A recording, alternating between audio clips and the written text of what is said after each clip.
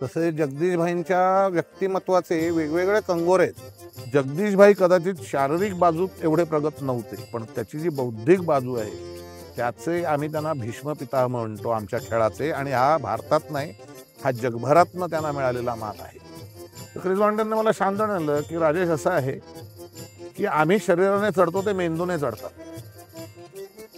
अशा वेळेला एखादा गिर्यारोहक त्या शिखर माथ्यावर पोचलाय की नाही हे जगदीशभाईंनी जर हो म्हटलं तरच पोचलाय, इतकं या लेव्हलला ते जाऊन पोचलेलं होतं. हे जे होतं आण समोर, म्हणून ते त्यांना ते टोपण नाव आहे, इन्क्विजिटर ऑफ द हिमालय.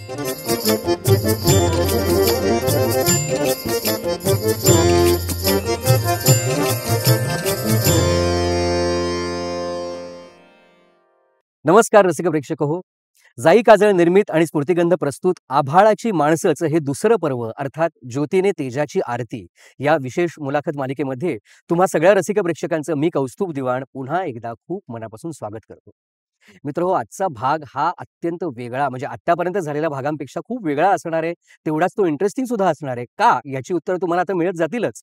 पण सगळ्यात पहिली ओळख करून द्यायची म्हणजे आजच्या भागात एका आभाळाच्या माणसाबद्दल बोलण्यासाठी जी व्यक्ती आपल्याकडे आलेली आहे ती आपल्या या सगळ्या आभाळाची माणसं या प्रकल्पाचा कणा असलेली जाई काजळ या संस्थेतर्फे असंख्य चांगल्या चांगल्या कार्यक्रमांना प्रेरणा, प्रोत्साहन आणि पाठिंबा देणारी व्यक्ती म्हणजे राजेश गाडगे.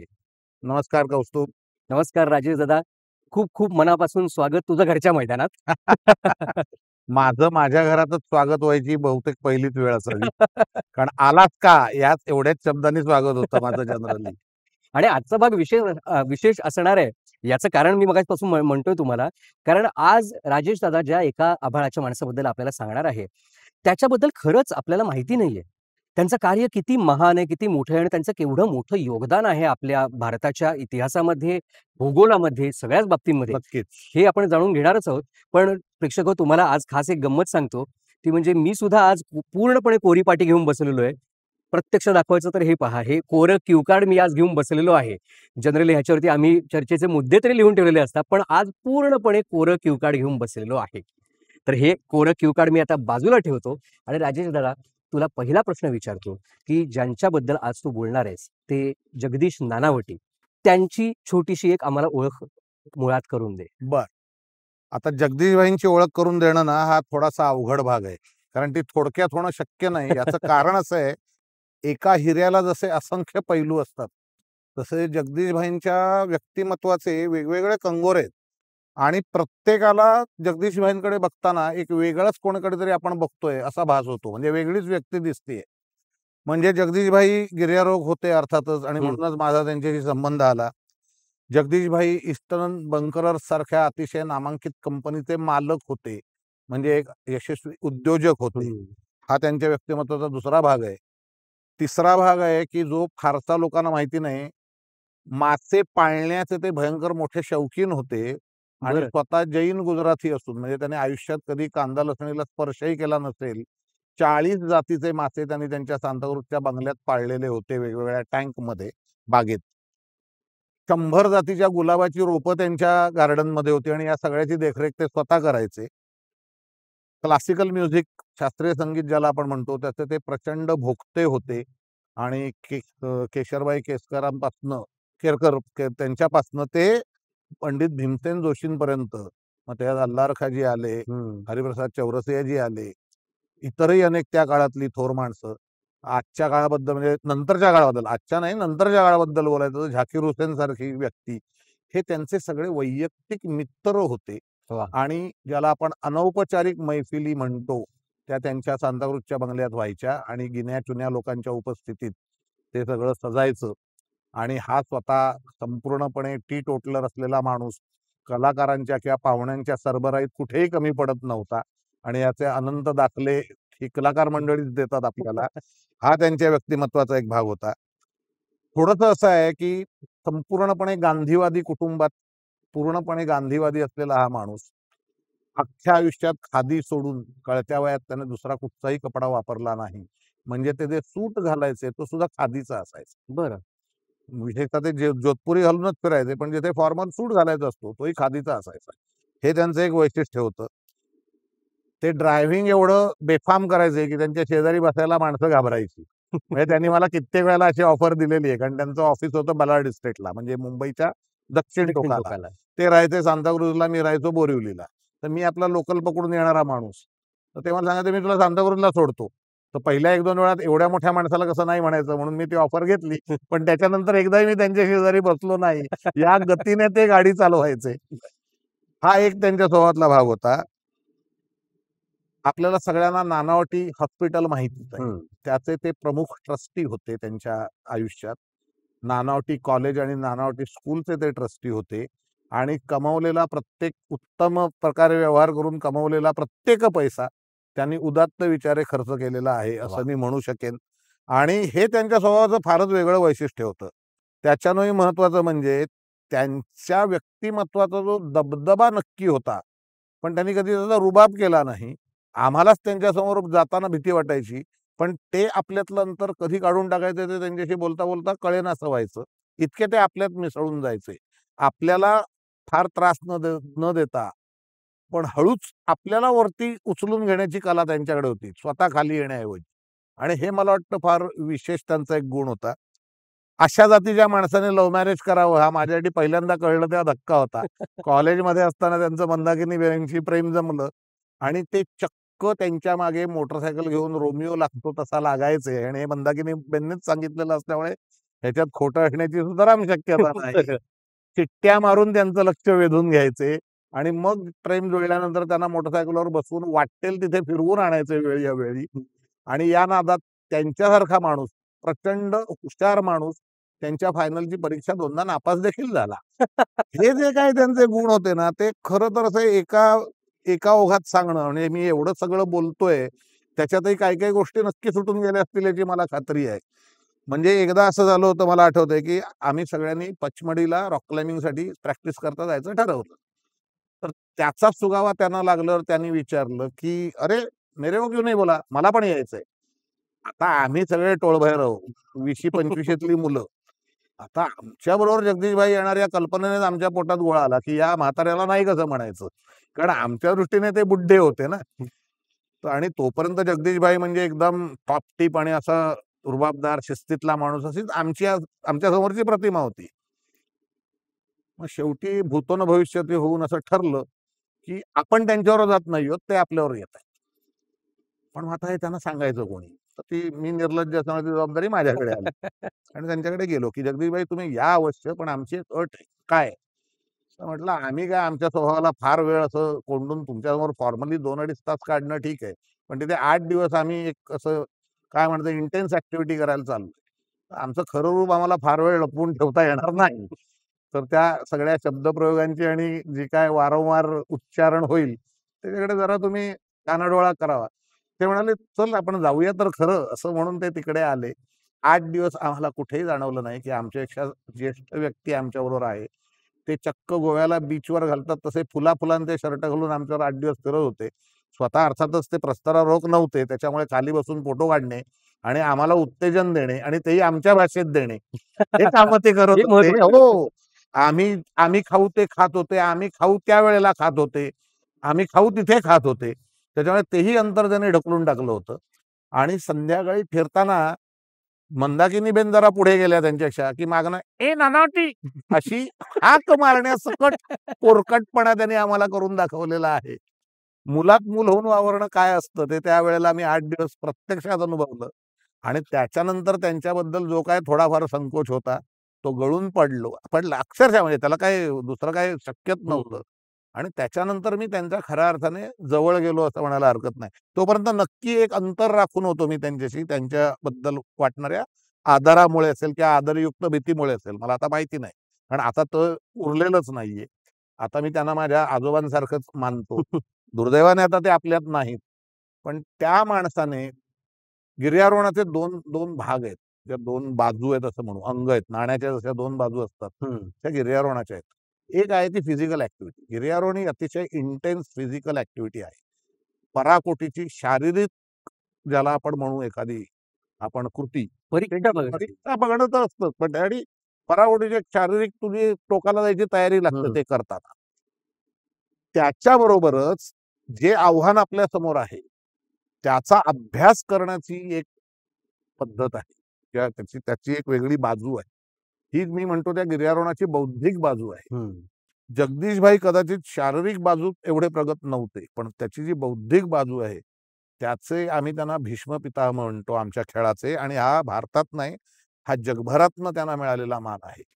म्हणजे त्यांच्या काय म्हणायचं त्या काळात, दबदब्याच्या काळात क्रिस बॉनिंग्टन किंवा त्या जातीचे विक्टर सॉन्डर्स किंवा इतरही अनेक हे जे त्यावेळेचे जगातले श्रेष्ठ म्हणजे ज्येष्ठ काय म्हणायचं त्यांच्यावर कोणी नाही, स्टॉलवर्ड्स गिर्यारोहणाचे हे जे होते ते कोणाचं जर म्हणजे चर्चा कोणाची करत असतील किंवा कोणाचा सल्ला महत्वाचा मानत असतील तर ते होते जगदीश नानावती.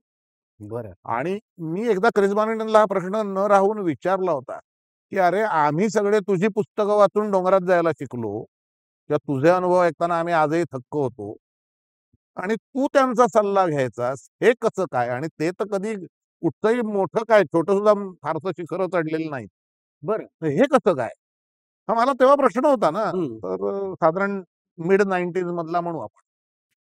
तर क्रिस बॉनिंग्टनने मला शांत आणलं की राजेश असं आहे की आम्ही शरीराने चढतो ते मेंदूने चढतात. आणि ह्या एका वाक्यातनं त्याने जे मला सांगितलं ते हे इतकं महत्वाचं आहे की डोंगर चढणं ही नुसती शारीरिक चळवळ नाहीये, तर ती तेवढीच बौद्धिक चळवळ आहे. आणि ते सगळं आयोजन नियोजन नीट करणं किंवा ते परिपूर्ण पद्धतीने ते पार पाडणं व्यवस्थापन, ह्याला एक वेगळी क्वालिटी लागते.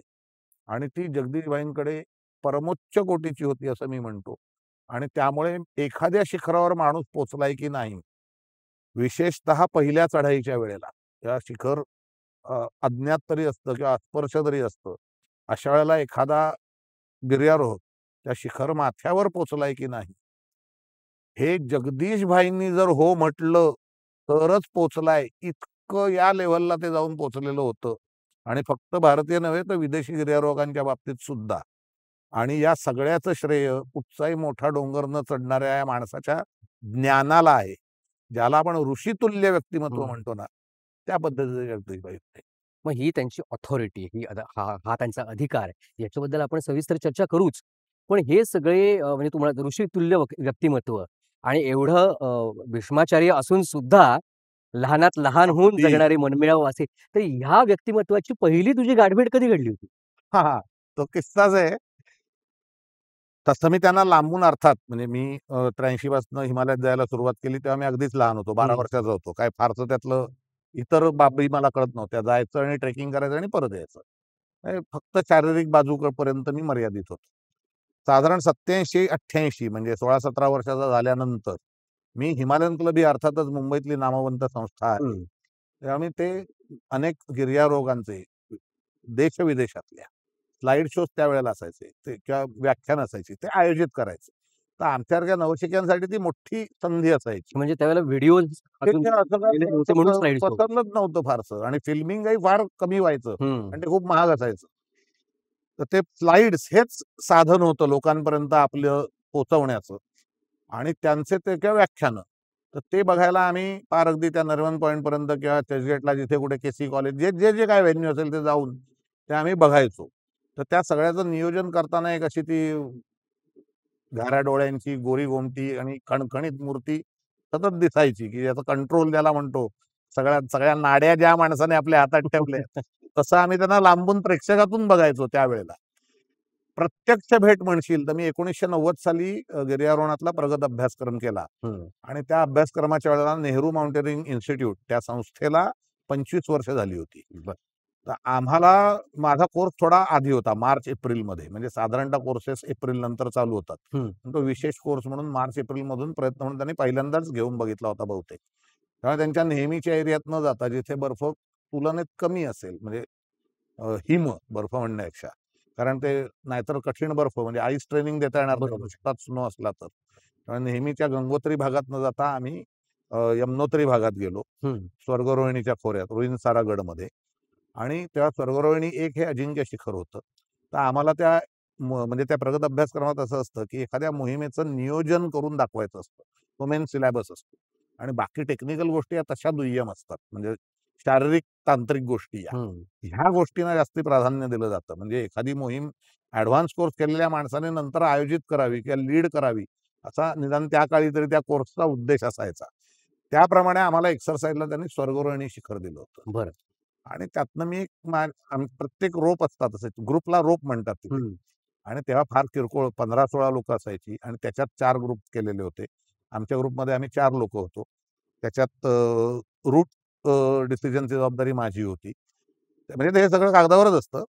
एकाकडे रेशनची जबाबदारी, एकाकडे इक्विपमेंटची जबाबदारी, एकाकडे बाकीचा मुव्हमेंट प्लॅन आणि माझ्याकडे त्या ऍक्च्युअल कुठच्या रस्त्याने आपण जाणार ते तयार करणं, मॅपिंग. मॅपिंग, मॅपवरून ऍक्च्युअली डिस्क्रिप्टिव्ह ते माझ्याकडे होतं. त्याप्रमाणे मी जो रूट तयार केला होता पार्ट ऑफ एक्सरसाइज म्हणून, त्या रूटने 6 इन्स्ट्रक्टर्स स्वर्गरोहिणीवरती गेले आणि खाली येऊन त्यांनी आम्हाला सांगितलं की आम्ही स्वर्गरोहिणी चढलो. माझा रूट असल्यामुळे अर्थातच मला ते जास्त आनंद झाला वगैरे वगैरे वगैरे. आणि त्याच्यानंतरच कसं असतं, मोहीम खूप आधीपासून ठरवली जाते. ही म्हणजे अगदी आयत्या वेळेला केलेली चढाई होती. इंडियन माउंटेनिअरिंग फाउंडेशनने आधीच ठरवलं होतं की जूनमध्ये स्वर्गरोहिणी 1 शिखरावर मोहीम नेणार बरं. आणि त्याची तयारी त्यांनी आधीच्याच फेब्रुवारी-जानेवारी पासून कधी चालू केली असेल. ह्या आमच्या वेळचे 2 इन्स्ट्रक्टर जे शिखरवीर होते, ते त्याही मोहिमेचा भाग होते आणि ते शिखर परत चढले. आणि तेव्हा त्यांच्या कदाचित लक्षात आलं असेल की आपण मागच्या वेळेला ना शिखराच्या खालून 200 फुटावरनं परत गेलोय, प्रत्यक्ष शिखर चढलो नाही आहोत. मार्ग तोच होता. तो मी कॉमन फॅक्टर झालो माझ्या नकळत. आणि मग ती कॉन्ट्रोवर्सी तयार झाली की नक्की पहिली चढाई कोणाची, हम्म. उत्तर काशीवाल्या NIMची की दिल्लीवाल्या IMFची. आणि ही 2 माणसं पण कचाट्यात सापडली की यातला कुठचा नक्की पहिला असेंड म्हणायचा. कारण एकीकडे त्यांच्या नोकरीचा प्रश्न होता आणि एकीकडे गिर्यारोहणातल्या एथिक्सचा प्रश्न होता. हम्म. त्याच्यामुळे ती काय म्हणायचं गोल गोल उत्तरं देत होते बिचारे स्वतःची मान सोडून घ्यायला. आणि जगदीश भाईंना त्यांच्या स्वभावाप्रमाणे त्याचा छडा लावल्याशिवाय चैन पडत नव्हती. त्यांना जेव्हा कळलं की असा एक मुंबईचा मुलगा त्या कोर्समध्ये होता, हे त्यांना हे माहिती नव्हतं की तो रूट मीच प्लॅन केला होता ते. हम्म. नुसता त्या कोर्समध्ये होता एवढी माहिती त्यांना पुरली. त्यांनी मला मुद्दाम बोलवून घेतलं. ही गोष्ट 1990च्या उत्तरार्धातली. बरं. मे बी नोव्हेंबर का डिसेंबर हम्म. असेल. आता जगदीश भाईंच्या ऑफिसमध्ये जायचं ह्याचंच मला एवढं दडपण आलं होतं की मी तोपर्यंत आयुष्यात पायात कधी बूट घातले नव्हते. त्या दिवशी मी पहिल्यांदा बुटाची जोडी विकत घेतली. हे बूट घातले होते ते डोंगरात जायला. हा. मुंबईत मी कधी पायात बूट घातले फॉर्मल नव्हते. नाही कधी. फॉर्मल शूज कधी आयुष्यात घातले नव्हते. वय वर्ष 21. हम्म. मी त्या दिवशी पहिल्यांदा बुटाची जोडी विकत घेतली. काळ्या बुटांची, लेदर शूजची आणि स्वच्छ इस्त्रीचा शर्ट. आणि तो लोकलच्या गर्दीत चुरगळू नये म्हणून मी बोरिवलीहून बॅलॉर्ड इस्टेट म्हणजे व्हीटीच्या खाली अजून हम्म. कुलाबा तिथपर्यंत मी चक्क टॅक्सीने गेलो होतो उधळपट्टी करून. तर मी घाबरलोच होतो प्रॅक्टिकली स्पीकिंग. कारण त्यांच्या ऑफिसमध्ये जाणं म्हणजे वाघाच्या गुहेत शिरण्यासारखं आहे. आणि त्या ऑफिसमध्ये शिरलो आणि त्यांनी चक्क हसून माझं स्वागत केलं. मला समोर बसवलं. माझ्या छातीत धडधड होत होतीच. कारण त्यांच्यासमोर बसायचं हे मी आयुष्यात पहिल्यांदा केलेलं होतं. आणि मग ते हळूहळू म्हणजे इतक्या मृदूपणाने त्या विषयात शिरले की पुढचे 2.5 तास मी त्यांच्या समोर होतोय माझ्या लक्षातच आलं नाही. वा. त्यांना जी काय माहिती हवी होती त्यांनी त्या 2.5 तासात माझ्याकडनं काढून घेतली. मला कळू न देता की नक्की माझ्याकडनं त्यांनी काय काय माहिती घेतली. आणि त्याच्यानंतर त्याच्यावरचा थिसिस त्यांनी पब्लिश केला. आणि त्याच्यात मला ड्यू क्रेडिट दिलं होतं 19 वर्षाच्या मुलाला की ज्याचा त्यांनी उल्लेखही केला नसता तरी काही फरक पडला नसता. ही सुद्धा त्यांच्या स्वभावाची एक बाजू होती. ही त्यांची माझी पहिली भेट. पहिली भेट. मग या पहिल्या भेटीनंतर त्यांच्या सोबत कधी पुढे पहिला ट्रेक झाला, जसं म्हणजे तू आधीचा किस्सा सांगितलास? हा, म्हणजे कसं आहे माहितीये, ट्रेक त्यांच्याबरोबर फार कमी झाले. म्हणजे आम्ही अर्थात सह्याद्रीत, अंजनेरी किंवा रायगड अशा बऱ्याच ठिकाणी गेलो. हिमालयात 2 ट्रेक आम्ही एकत्र केले. पण मी म्हटलं तसं फिजिकल बाजूपेक्षाही त्यातली जी बौद्धिक बाजू आहे त्याचं त्यांची पकड जबरदस्त होती. त्यांच्याकडे त्याचं खूप ज्ञान होतं आणि हे कोणाला तरी द्यावं अशी प्रचंड उर्मी त्यांच्याकडे होती. हे माझ्याकडे संपता कामा नये माझ्याकडे. हे पुढच्या पिढ्यांमध्ये म्हणजे माझे जे गुरु हरीश कापडिया त्यांचे ते गुरु होते. म्हणजे माझे परात्पर गुरु झाले थोडक्यात. आणि हरीशला जसं त्यांनी अक्षरशः बोटाला धरून सुरुवातीच्या गोष्टी शिकवल्या तशाच त्यांनी मला शिकवायला सुरुवात केली. हो. शिखरावर चढाई झाली की नाही, हे प्रत्यक्ष न जाता ठरवण्याचं एक तंत्र असतं. बरं. आणि ते त्यांनी इतक्या खोलवर जाऊन ते तयार केलं होतं, की तू त्याच्यातले बारकावे बघशील तर खलास होशील, असं मी म्हणेन.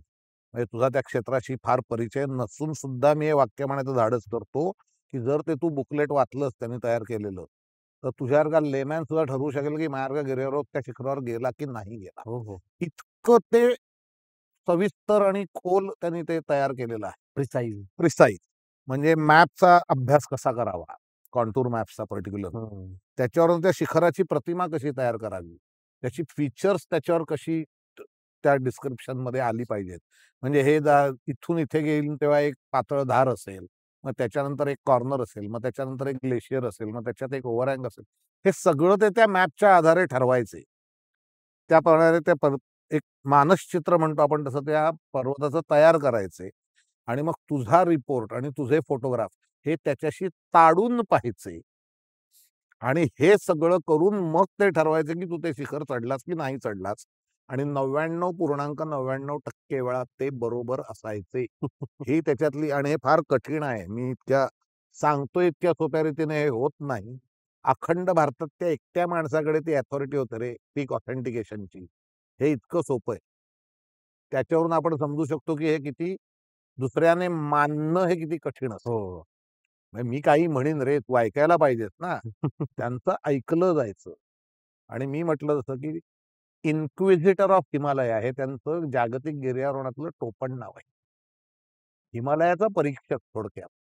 जसं आपल्या नाटकाला किंवा सिनेमाला परीक्षक असतात, हो. तसं ते हिमालयीन मोहिमांचे परीक्षक होते. त्याची परीक्षा घ्यायचं नाही थेट, पण त्यांचं त्याच्यानंतर एक रिव्ह्यू यायचा, की तू काय केलंयस, ते छान केलंयस की वाईट केलंयस, बरोबर केलंयस की चुकीचं केलंयस.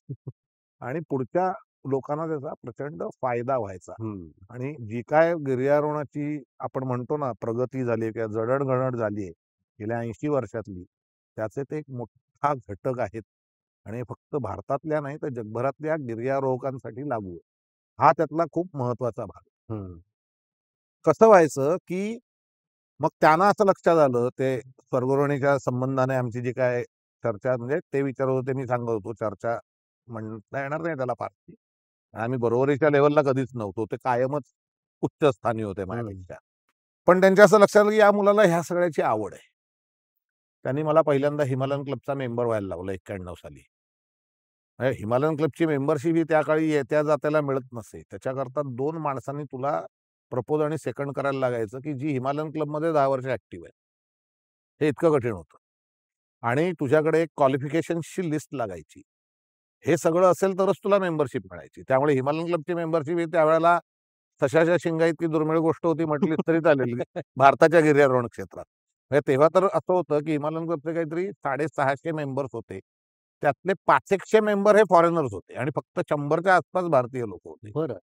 अशा वेळेला मला त्यांनी मेंबर करून घेतला आणि त्याच्यानंतर हिमालयन म्हणजे आजही मुंबईत तर नक्कीच, कदाचित भारतात गिर्यारोहणावर आधारलेल्या सगळ्यात मोठा पुस्तकांचा संग्रह जर कुठे असेल, तर ती हिमालयन क्लबची लायब्ररी. अच्छा. त्याची दारं त्यांनी मला सताड उघडी करून दिली, की डोंगरात जातोस ते ठीक आहे, पण सायमल्टेनियसली वाच. जितकं वाचता येईल तेवढं वाच आणि नुसतं चढायांच्या वर्णनांवर अवलंबून राहू नको. अनेक प्रकार आहेत त्याच्यात. तिथली फिजिओलॉजी वेगळी आहे, त्याच्यामुळे त्याच्यावरती पुस्तकं आहेत. हवामान वेगळं आहे, त्याच्यावरती पुस्तकं आहेत. भूगोल वेगळा आहे, त्याच्यावरती पुस्तकं आहेत. चढायांची तर आहेतच आहेत. सगळ्या प्रकारची पुस्तकं वाचायची आणि मला वाचनाची आवड होती. हं. इंग्रजीत वाचताना सुरुवातीला अर्थातच थोडं अवघड गेलं मराठमोळ्या घरातनं आल्यामुळे. सगळं शिक्षण मराठीतनं असल्यामुळे. पण हळू मला त्याची चटक लागली. आणि मी त्यांना शेवटी तोंडावरती 92 साली सांगितलं, की "जगदीशभाई मला हे परवडत नाही." म्हणाले, "काय परवडत नाही?" म्हटलं, "एका पुस्तकासाठी दर शनिवारी बालावाडी येणं बोरीवलीहून मला परवडत नाही." म्हणाले, "मग काय हवंय तुला?" म्हटलं, "कमीत कमी 3 पुस्तकं न्यायची परवानगी द्या. मी ती पुढच्या वेळेला रिप्लेस करीन." कारण म्हटलं, "माझं 2 ते 2.5 दिवसात पुस्तक संपतं. उरलेले 4 दिवस करू काय?" ते म्हणाले, "3 नाही. आपण आत्ता सुरुवातीला 2 तडजोड करू. पण एक अट आहे," म्हणाले. "मी तुला पुढच्या शनिवारी या पुस्तकांवर प्रश्न विचारणार आणि त्या सगळ्याची तू उत्तरं बरोबर दिलीस, तर मी तुला ऐवजी 2 पुस्तकं न्यायला देणार." मी अक्षरशः अशा पद्धतीने जणू काही क्रमिक पुस्तकं असावीत. हं. ह्या पद्धतीने मी ती पुस्तकं वाचायला शिकलो. कारण नंतर त्याच्यावर तोंडी परीक्षा होणार आहे वायवा आणि त्याच्यात पास झालो तर पुढची पुस्तकं मिळणार आहेत. पण माझ्या सुदैवाने मी एकदाही ती परीक्षा नापास झालो नाही आणि मी तिथे जवळ-जवळ 650 पुस्तकं वाचली. जेव्हा मी नुसताच वाचत होतो 95 सालापर्यंत. हं. मग 95 साली त्याने हळूच मला हिमालयन क्लबच्या इतर कामात खेचून घेतला आणि हे सगळं कळत-नकळत 96 साली त्यांनी मला हरीश कापडियाकडे ढकलला. हिमालयन जर्नलचं म्हणजे ही त्यांचं रिकमेंडेशन होतं हे मला फार उशिरा कळलं. मला असं वाटलं की हरीश कापडियाने मला स्वतःहून बोलवून घेतलंय माझा अनुभव बघून. तसलं काही नव्हतं. जगदीशभाईंनी हरीशला सांगितलं होतं की या पोराला तयार कर, हा कामाचा आहे. आणि असं करून मी वयाच्या 24व्या वर्षी हरीशभाईंकडे पहिल्यांदा हिमालयन जर्नलमध्ये काम करायच्या इंटरव्ह्यूसाठी गेलो. मला जर 93 सालापर्यंत किंवा 94 सालापर्यंत कोणी सांगितलं असतं ना, की मी कधी काळी हिमालयन जर्नलमध्ये काम करीन, तर मी त्या माणसाला विना चौकशी येरवड्याला पाठवलं. म्हणजे ह्याच्यात काहीही मला संकोच नाही सांगायला. कारण इतक्या मोठ्या प्रकाशनाचा आपण भाग होऊ, हे मला तोपर्यंत स्वप्नात सुद्धा वाटलेलं नव्हतं. मी प्रचंड क्लाइम्बिंग करायचो, काही वाद नाही. अत्यंत आघाडीवर होतो महाराष्ट्रात म्हटलंच तरी चालेल. त्याच्यातही काही चुकीचं नाही. गर्व-बिर्व तर अजिबात नाही, वस्तुस्थिती आहे. पण मी कधी हे बौद्धिक काम या लेव्हलला जाऊन करीन, हे मला कधीच वाटलं नव्हतं. आणि तेही इंग्लिशमधलं इंटरनॅशनल जर्नल. आणि मी तिथे अक्षरशः हरकाम्या म्हणून सुरुवात केली. 14 वर्ष त्याच्यानंतर असिस्टंट एडिटर होतो आणि शेवटची 3 माझ्या त्याच्यातली शेवटची 3 वर्ष प्रमुख संपादक होतो. आणि या सगळ्याची सुरुवात जगदीशभाईंकडे झालेली आहे. आणि त्याच्यानंतर जे पीक ऑथेंटिकेशन हा जो त्यातला भाग मी मगाशी म्हटला, त्याचं त्यांनी मला रेग्युलर प्रशिक्षण द्यायला सुरुवात केली. हे कसं करायचं असतं. त्याच्यानंतरची काही शिखरं आम्ही संयुक्तरित्या त्याप्रमाणे हे केली आणि त्यांच्या शेवटच्या काळात म्हणजे त्यांना दुर्दैवाने कॅन्सर झाला होता आणि शेवटचे 3-4 वर्ष ते फार ऍक्टिव्ह नव्हते. म्हणजे फिजिकली त्यांना खूप वेळ एखादं काम करता नाही यायचं आणि या कामाला खूप वेळ लागतो. प्रचंड एकाग्रता लागते, परिश्रम लागतात. बुद्धी लागते की नाही मला माहीत नाही. बहुतेक लागत नसावी फारशी, कारण माझ्याकडे खूप नाहीये. पण त्यांनी शिकवलेलं पाळत असल्यामुळे स्वतःची बुद्धी चालवायची फारशी वेळही येत नाही. पण गंमत अशी आहे की शेवटी रिमो शिखराबद्दल एक क्वेरी आली होती त्यांच्या शेवटच्या काळात म्हणजे 2010 साली. आणि त्यांनी IMFला लेखी कळवलं की माझ्या वतीने राजेश गाडगीळ दिल्लीला येतील आणि तुमच्याशी चर्चा करतील त्या मीटिंगमध्ये. ती एक मीटिंग असते पीक ऑथेंटिक. IMFची कमिटी आणि जगदीशभाई असे बसायचे. त्याच्याऐवजी त्यांच्या ऐवजी मी तिकडे बसलो. अर्थातच आम्ही जे काही सांगितलं ते त्यांना मान्य झालं आणि त्या थिसिसवर जॉईंट नेम आहे शेवटच्या जगदीश नानावटे आणि राजेश गाडगीळ. हा मला वाटतं मला मिळालेला सर्वोच्च सन्मान आहे गिर्यारोहणला असं मी समजतो. कारण त्याच्यानंतर IMFने मला रिक्वेस्ट केली की मी ते करतो. कारण ते नंतर आता IMFने स्वतःची कमिटी बसवली त्याच्याकरता. त्याच्यामुळे पहिले जसं एकटे जगदीशभाई बघायचे तसे त्यांनी मला विचारलं कमिटीत काम करणार का? मी नाही म्हणून सांगितलं. माझा तो स्वभाव नाही. पण त्याने असं सांगितलं की तुम्ही जर आम्ही वेळी-अवेळी एखादी ऑड केस घेऊन आलो तर बघाल का? तर बघीन. तशा मी नंतर 3-4 केसेस आत्तापर्यंत माझ्या मी बघितल्या आहेत, की जिथे माझे स्वतःचे निष्कर्ष कमिटीच्या निष्कर्षाच्या उलट होते आणि माझे निष्कर्ष पुढे जाऊन खरे ठरले. पण ह्याचं श्रेय माझं नाहीये. त्यांनी मला जे काही शिकवलं त्या शिक्षणाचं हे श्रेय आहे, की काय नक्की त्यातलं बघायचं. कारण काय असतं माहितीये का, आपल्याकडे दुर्दैवाने गिर्यारोहण या प्रकाराबद्दलच माहिती मुळात कमी आहे. कमी आहे. बरोबर आहे. बरोबर आहे. दुसरी गोष्ट अशी, की साधारण सरकारी खाती, विशेषतः संरक्षण खात्यात, तू एखादं शिखर चढून आलास, की तुला मिळणारी प्रसिद्धी किंवा इतर पर्क्स जे आहेत, प्रमोशन म्हणा, बक्षीस म्हणा, 10% मधला फ्लॅट म्हणा, जे काय त्यांचं त्या डिपार्टमेंटचं असेल ते. हे इतकं आकर्षक आहे, की लोकं चक्क खोटं बोलतात. हं. आणि ते खोटं उघडकीला येऊ नये म्हणून तंत्रज्ञानाचा आधार तेही घेतात ना. जे तंत्रज्ञान मला माहिती आहे ते त्यांनाही अर्थातच माहिती आहे. आणि अशा वेळेला त्यातलं अचूकता शोधून काढणं, हे खरंच अवघड काम असतं. आणि हे जगदीशभाईंनी इतक्या शास्त्रशुद्ध पद्धतीने शिकवलंय ना. म्हणजे मी जसं मला आठवतंय प्रायमरीत बाईंच्या तोंडाकडे आपण आ करून बघायचो ना. तशा पद्धतीने जगदीशभाई सांगत होते. ते ऐकताना इतकं सोपं वाटायचं आणि करायला गेलो की कळायचं, "अरे हे आपलं काम नाही ते लफड्याचं." असं काहीतरी ते व्हायचं. आणि त्यातनं बाहेर यायला त्यांनी खूप मदत केली. हं. त्याच्यासाठी तो एक भयंकर आत्मविश्वास लागतो. कारण मोठमोठ्या नामवंत व्यक्तींच्या विरुद्ध काहीतरी तुला सिद्ध करायचं असतं. तुला एक छोटंसं उदाहरण देतो. 1961 साली आपली नीलकंठ मोहीम गेली होती, म्हणजे IMF तर्फे. हं. तेव्हा IMFचे अध्यक्ष होते H.C. सरीन, जे केंद्रीय शासनात सचिव दर्जाला कामाला होते. म्हणजे one of the top most most. म्हणतात तसे कॅबिनेट सेक्रेटरी टाइप ते होते. आणि मोहिमेचे नेते होते कर्नल एन कुमार, जे तुला मला वाटतं बहुतेक माहिती आहे.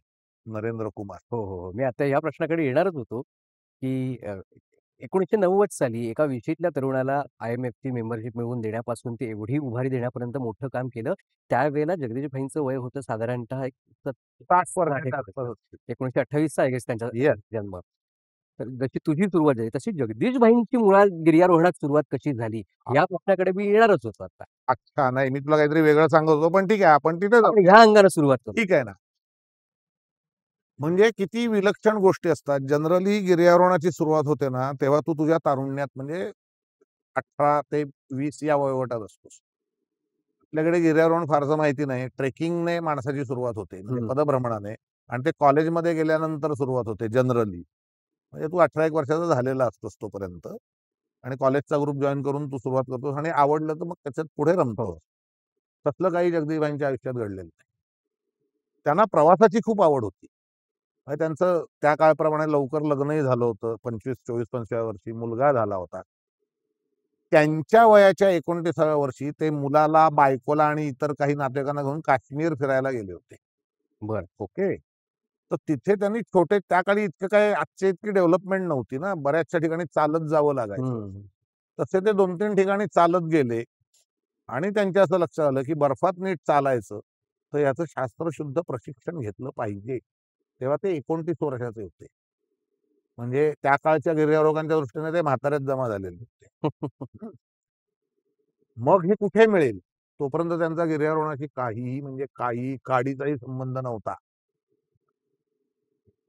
59 साली त्यांना असा शोध लागला, की दार्जिलिंगला हिमालयन माउंटेनिंग इन्स्टिट्यूट ही शेर्पा तेनसिंग आणि पंडित नेहरू यांच्या प्रयत्नाने सुरू झालेली प्रशिक्षण संस्था आहे, जी साधारण 54 साली सुरू झाली.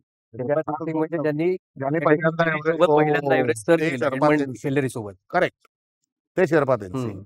पंडित नेहरूंच्या पाठिंब्याने ते तोपर्यंत भारतात एकही प्रशिक्षण संस्था नव्हती गिर्यारोहणाची.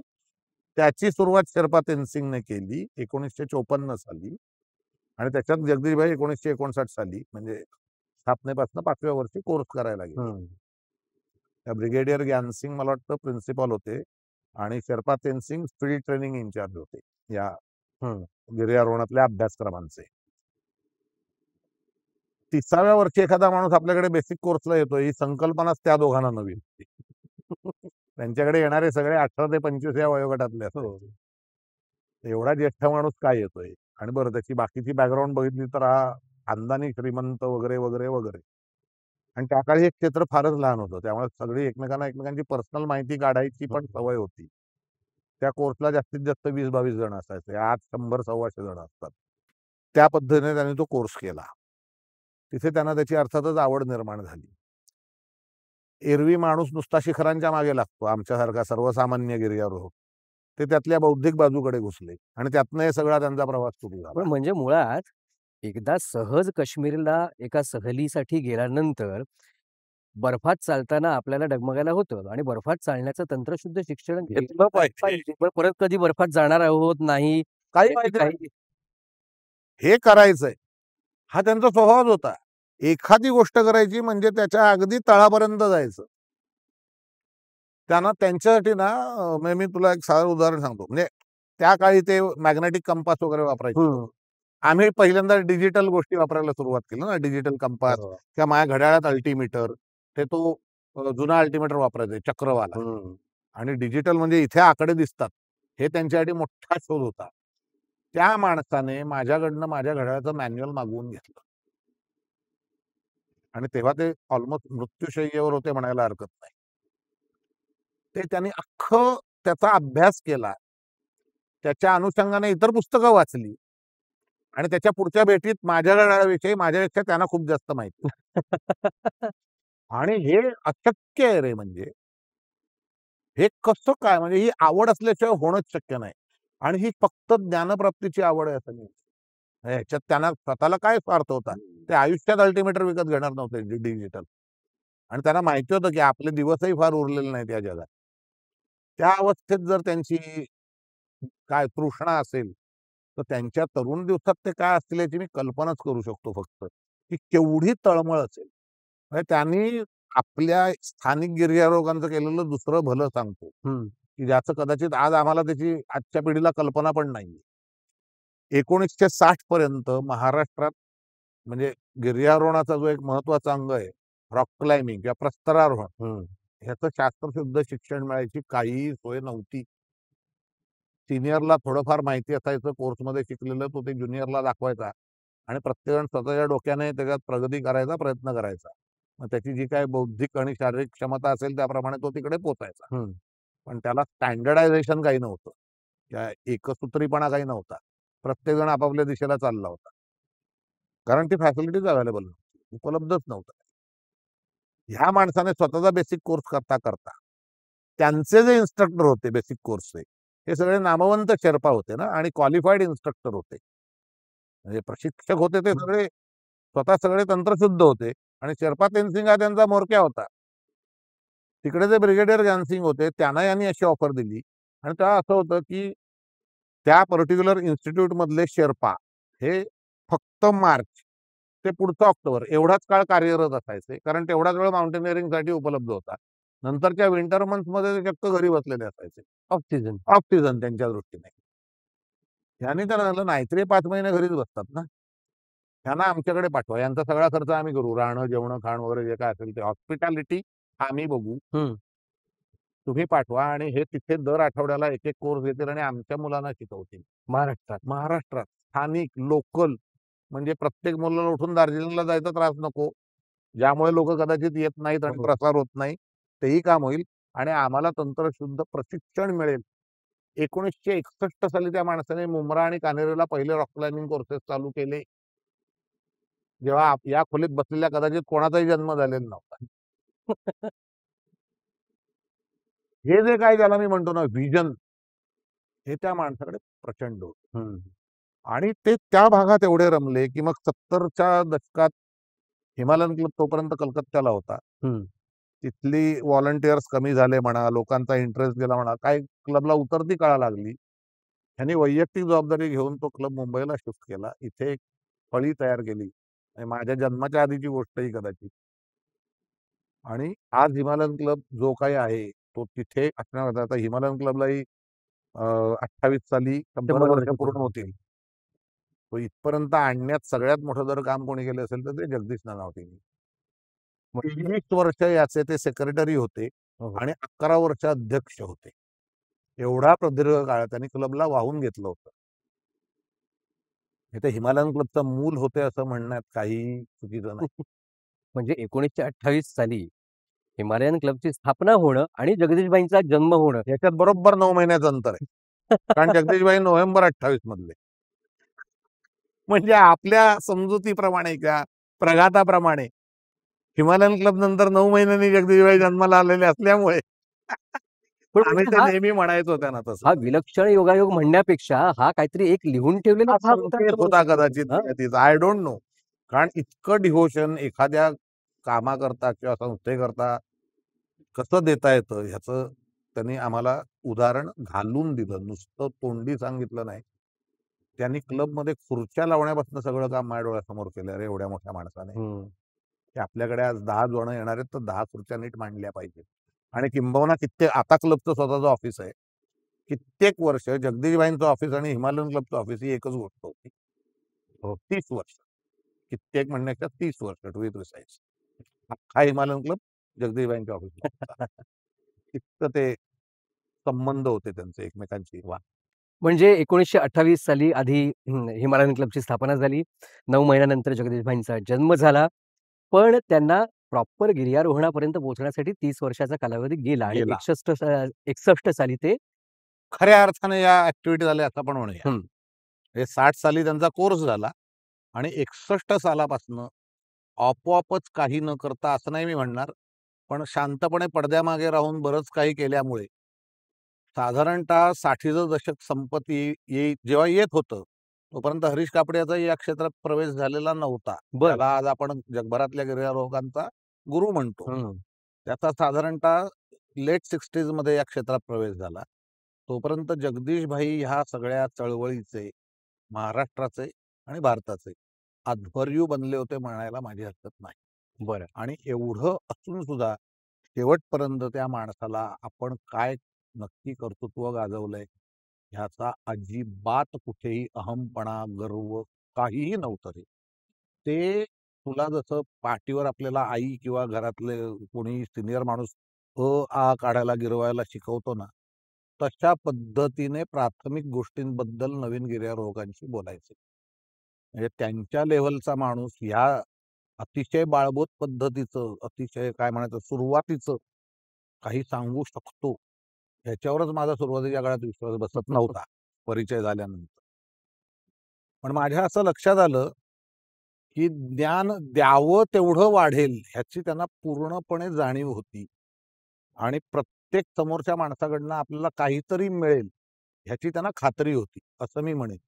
त्यांनी कोणाची म्हणजे त्यांच्या ऑफिसमधले जे पिऊन किंवा झाडूवाले या लेवलचे माणसांपासनं ते त्यांच्या सिनियर एक्झिक्युटिव्ह पर्यंत ते सगळ्यांशी एकाच पद्धतीने बोलायचे.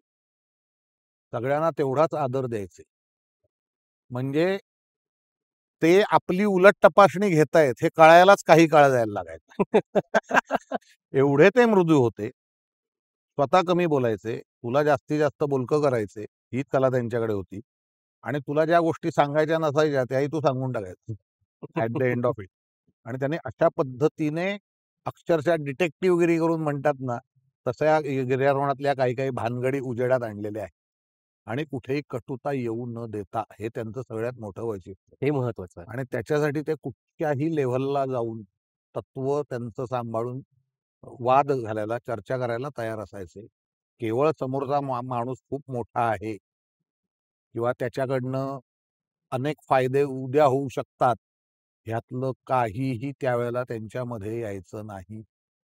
म्हणजे एखादी संस्था चालवायची म्हणजे अनेक लोकांचे उपकार लागतात. हो. अनेक लोकांची मदत लागते, मन सांभाळावी. आश्रय लागतं आणि सगळ्यांचे इगो सांभाळण्याचं फार कठीण काम असतं संस्था चालवताना.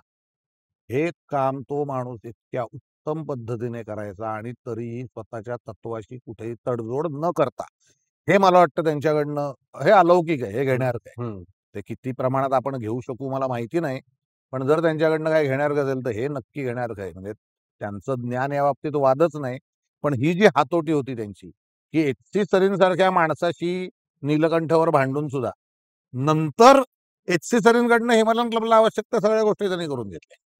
आणि त्यानेही केल्या आणि तो त्याच्यानंतर हिमालयन क्लबच्या फेस्टिवलला गेस्ट म्हणून पण आला मुंबईत. हे त्यांनी कसं जमवलंय मला आजतागायत कळत नाही. कारण त्यांचं जर त्या काळच्या पत्रव्यवहाराची मोठी एवढी जाड फाईल आहे, ती जर वाचलीस तर कदाचित ही माणसं यापुढे एकमेकांशी बोलणार नाहीत, असा आपला समज होऊ शकतो त्या प्रकरणातला. पण तो अर्थातच चुकीचा ठरला. आणि एच.सी. सरीने अर्थातच कधी तेवढा दर्दी माणूस असणार. हो. कारण त्याने त्या सगळं झाल्यानंतर जगदीशभाईंना विनंती केली, की तुम्ही ही सिंगल मॅन पीक ऑथेंटिकेशन कमिटी आमच्या वतीने सांभाळा. आणि ते त्यांनी अक्षरशः मृत्यूशय्येवर येईपर्यंत पुढची काही 40-50 वर्ष ते काम निष्ठेने केलं. हे अवघड आहे. म्हणजे स्वतःच्या तत्वांशी प्रामाणिक राहून अतिशय. त्याच्यासाठी अ, जिथे गरज पडेल तिथे वाद घालायला अगदी. ते तयार असायचे आणि अगदी. त्याच्यातूनच त्यांची हिमालयात सुद्धा एक सुरुवात झाली होती. मेजर कुमार तू नाव घेतलं. येस. कर्नल कुमार. कर्नल त्यावेळेला कुमार, मेजर सॉरी. होते अर्थात. कर्नल बरोबर आहे कुमार. एका अर्थी. बुल कुमार असं त्यांना आपण म्हणतो. म्हणजे बुल त्यांचं सगळ्यांना माहिती असलेली एक गोष्ट सांगतो. 1984 साली जेव्हा भारताने सियाचीन ग्लेशियरवर पहिल्यांदा आपला तळ स्थापन केला. Operation Meghdoot. Correct. Operation Meghdoot. त्याचे करते धरते जर कोण असतील तर ते कर्नल बुल कुमार उर्फ नरेंद्र कुमार.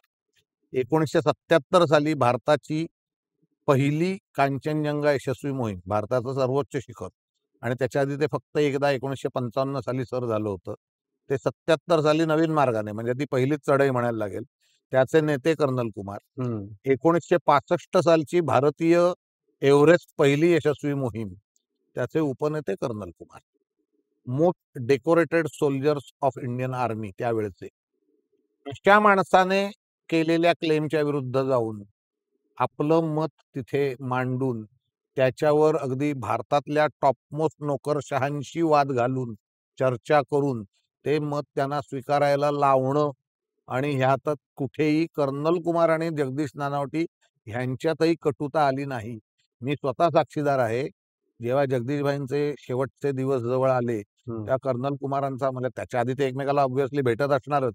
मला दिल्लीहून फोन आला, कारण मी त्यांचाही जवळचा होतो, की मला एकदा जगदीशभाईंना बघायचंय, भेटायचंय. तर तू माझी व्यवस्था कर. त्याप्रमाणे ते मुंबईत आले. मी त्यांना एअरपोर्टला रिसीव्ह केलं आणि मी तिकडे त्या जगदीशभाईंच्या घरी, ते सांताक्रूजला राहायचे. मी घेऊन गेलो त्यांना. म्हणजे महाभारत काळात भीष्म आणि द्रोण कसे भेटले असतील ना, ती भेट बघताना मला त्याची आठवण झाली, की ते इतक्या प्रेमाने आणि इतक्या आपुलकीने एकमेकांशी बोलत होते, की एकेकाळी एकमेकांशी कडकडून भांडत होते. हे कोणालाही सांगून पटलं नसतं. लहान भाऊ मोठ्या भावाला भेटायला यावा, तसे ते दोघं एकमेकांशी अगदी जिव्हाळ्याने बोलत होते. गिर्यारोहण काय चुकीच्या पद्धतीने जातं याच्याविषयी चिंता करत होते आणि आपण तारुण्यात कसे गाढवपणा केले याच्याबद्दल हसतही होते आणि रडतही होते. ती 2.5 तासाची त्यांची भेट मी कधीच विसरू शकणार नाही. वाह! हे म्हणजे माझ्या आयुष्यातला मोठा ठेवा आहे असं मी म्हणतो, की माणूस जेवढा मोठा होईल ना, तेवढा तो जमिनीजवळ जातो असं जे आपण म्हणतो. त्याचं जातिवंत उदाहरण मला त्या दिवशी बघायला मिळालं. पण मग त्यांच्यातला तो वाद किंवा त्यांचा claim, if you don't mind काय होता सांगू शकशील उलगडून? हो ना. आता कसं आहे, निळकंठ हे शिखर आपल्यापैकी बऱ्याच जणांना माहिती आहे. म्हणजे बद्रीनाथला जे लोकं गेलेत त्यांनी ते प्रत्यक्ष बघितलं होतं आहे. मंदिराच्या मागे जो एक पिरॅमिड शेप हो. त्रिकोणी उंच पर्वत दिसतो, तो निळकंठ. आणि बऱ्याच जणांकडे सूर्योदयाच्या वेळी त्याचे सोनेरी काढलेले फोटो सुद्धा असतील. फारच सुंदर दृश्य असतं. आणि ते चढाईला अतिशय कठीण शिखरांपैकी एक आहे. हं. आणि त्यावेळेला ते अर्थातच अस्पर्श होतं. त्यामुळे कर्नल कुमार आणि हे त्यावेळेचे आघाडीचे गिर्यारोहक होते भारतातले.